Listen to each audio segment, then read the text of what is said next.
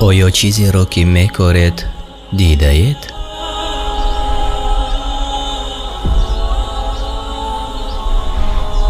آیا شما میرایانیدش یا ما رایانیده ایم؟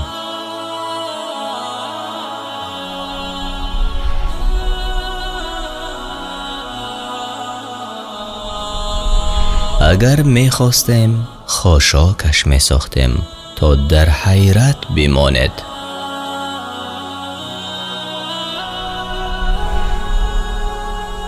گویند ما زیان کردگانیم، ما به نصیب ماندگانیم.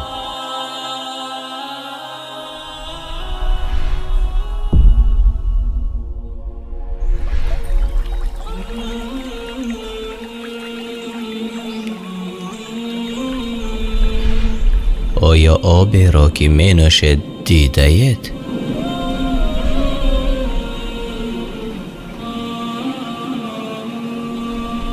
آیا شما آن را از ابر فرود می آرید یا ما فرود آرندگانیم؟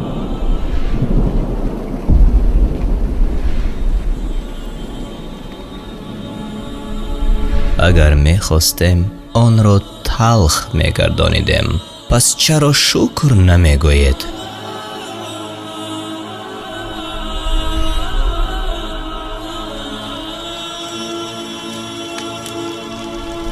آیا آن آتش را که می افروزد دیده اید؟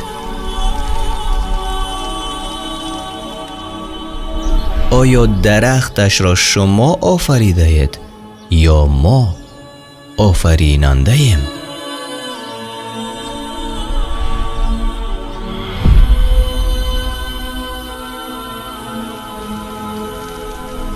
ما آن را خوشدار، یعنی از دوزخ و برای مسافران راهنورد متاع ساختیم.